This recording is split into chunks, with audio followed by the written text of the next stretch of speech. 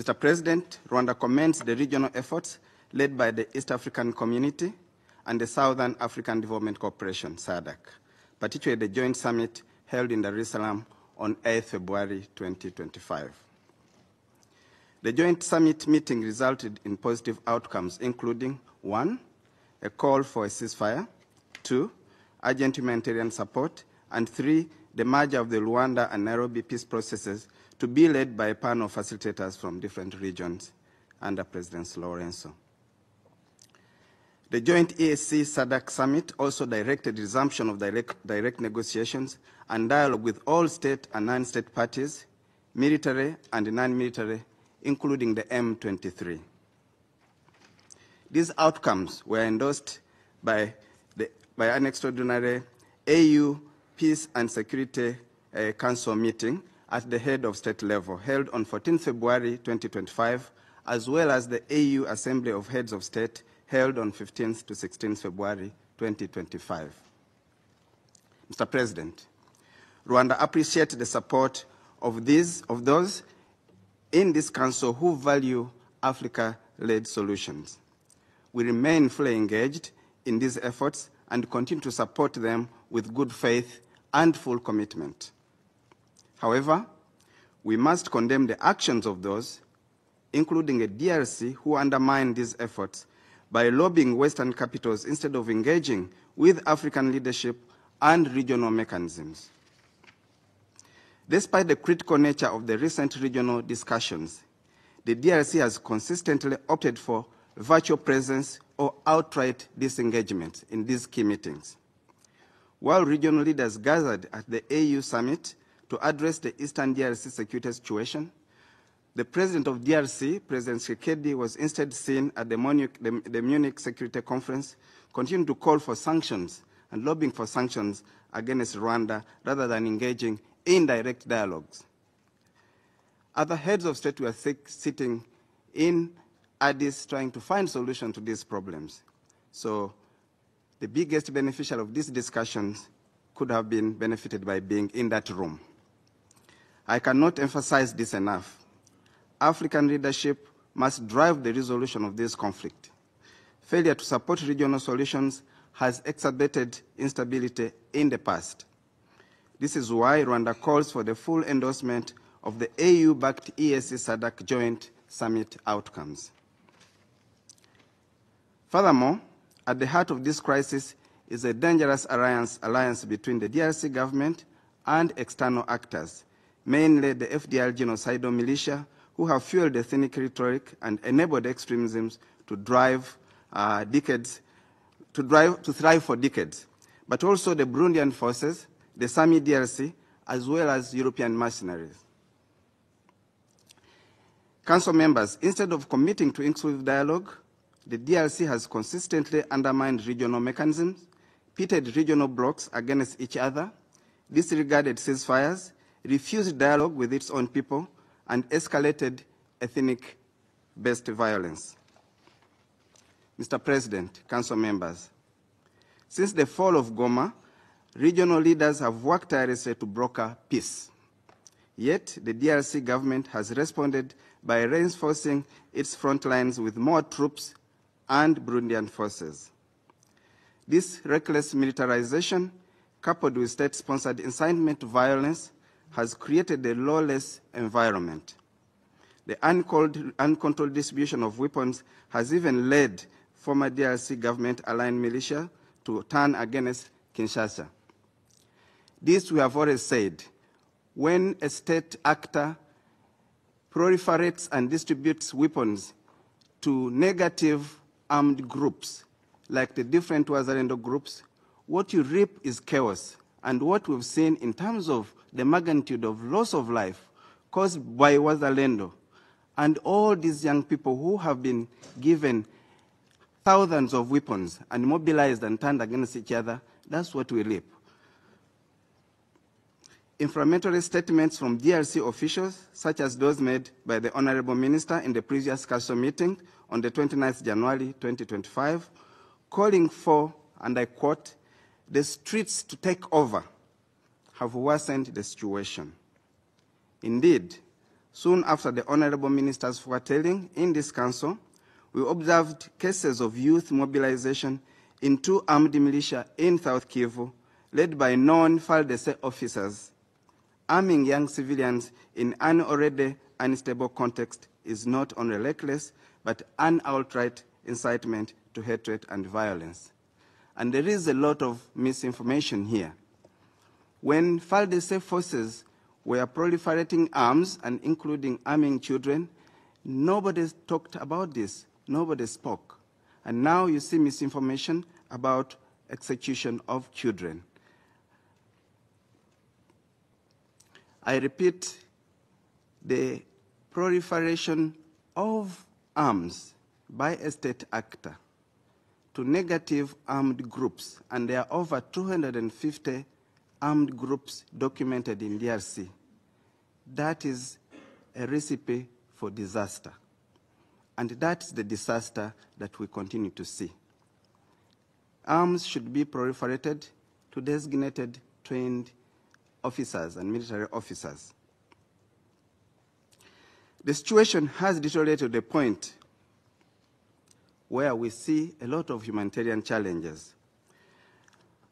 Rwanda cannot take the blame for the problems that DRC has faced endemically. As President Kagame stated in Addis Ababa, and I quote, "We have our own problems to deal with. Congo is too big for Rwanda to carry on its back," end of quote. Rwanda has no interest in DRC's internal struggles. Allegations of land grabbing in courts or corrupt or occupation ignore fundamental power imbalances at play in the DRC. Our sole priority has always been and will always remain the security of our borders and the stability of our nation. We have stated over and over again the existential security threat that Rwanda faces from DRC. And these we take very seriously. Council members, Rwanda continues to welcome refugees fleeing the violence in the DRC, despite persistent calls from the DRC and its allies to impose sanctions on Rwanda. Ironically, among those crossing into Rwanda are the same security threats we have repeatedly warned this esteemed council about. On 29th January, over 280 foreign mercenaries, along with over 100 Congolese soldiers, crossed into Rwanda territory, exposing the FARDC's long-standing use of foreign fighters with no reaction whatsoever from the international community. Yet, as we have repeatedly said, the use of mercenaries by state actors contravenes the 1989 United Nations Convention and the 1977 OAU Convention, which prohibits and illegalizes the use of mercenaries by states. More concerning is the international community's reluctance to address the existential threat Rwanda faces, the ethnic cleansing of Congolese Tutsi, and the misinterpretation of the conflict. Instead of acknowledging the DRC's responsibility, blame has been conveniently shifted, first to Rwanda, and now even to former President Joseph Kabila. When will this blame game end? I think someone here has to take responsibility. Reality has always been clear. The M23's resurgence is rooted in decades-long persecution of Congolese communities based on ethnicity, predating Rwanda's current government. Rwanda has consistently warned that the FDR is central to this crisis. Since 2018, over 20 incursions have been launched into Rwanda, particularly in the southern province and in the northwestern region. Despite claim that the FDR is a weakened force, its active collaboration with and financing by FARDC proves otherwise. The DRC government must recognize that its coalition with the FDR destabilizes Rwanda and perpetuates suffering among Congolese civilians.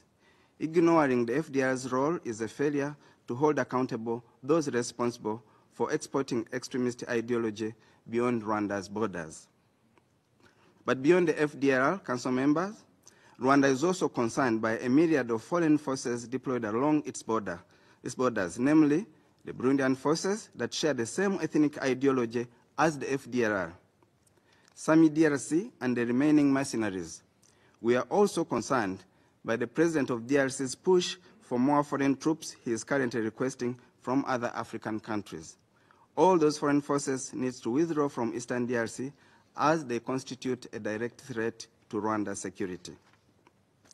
In fact, when Goma fell, FARDC, Burundian forces, and FDLR forces turned their weapons on Rwanda, killing 16 innocent civilians and wounding 177 civilians, and destroying their properties and livelihoods. Yet no country condemned this blatant violation of Rwanda's sovereignty. Rwanda has no choice but to strengthen its defense and will continue to do so. Mr. President, on the question of MONUSCO, we have been very, very clear, and Rwanda's position remains peacekeepers have to be safe, peacekeepers have to be protected, and that is a canon that we respect, and we have said it over and over again. However, transparency is also very important. Information to the Council that is accurate is critical. There is critical information that we believe SRSG Bintu Keita should have shared with the Council on MONUSCO's collaboration with M23, and specifically the outcome of a meeting that was held yesterday between DSRSG, Vivian Van der Perl, and the leader of AFC/M23, Corneille Nangaa. We believe that that information would have been critical to share so that at least the Council knows. Mr. President, regarding mineral exploitation, the responsible parties are well known who exploit DRC. Rwanda holds no mining concession in the DRC, yet we continue to be falsely accused. The claim that mineral resources fuel this conflict is false and inciting. The M23 issue is about people fighting for their rights and survival, fighting for their inherent citizenship rights and access to their own ancestral property. Rwanda cannot be scapegoated for the DRC's economic dysfunction. It is Congolese officials who benefit most from instability and the corrupt mining sector, whereas Rwanda has always promoted responsible sourcing and formalized trade to curb smuggling and illicit activities in mining. Mr. President, Council members, Rwanda remains committed to regional mechanisms to neutralize the FDLR and ensure the withdrawal of all foreign forces that threaten our security. These steps are essential for Rwanda's stability and lasting regional peace. Once these conditions are met, Rwanda will adjust its defensive measures accordingly. We urge the DRC to engage genuinely in the EAC SADC peace process and call on the international community to support these Africa-led initiatives rather than imposing counterproductive measures. If sanctions or punitive measures were the solution to this region's problems, Rwanda would be the first to support them. However, history has shown otherwise. These only deepen division and undermine regional peace efforts. To conclude, Mr. President, Council members, Rwanda remains guided by the firm belief that our region's future depends on unity, shared prosperity, and inclusive peace. The historical and cultural ties between our communities hold untapped potential, and we hope that through dialogue and cooperation, we can bring lasting peace and development this region desperately needs. I thank you.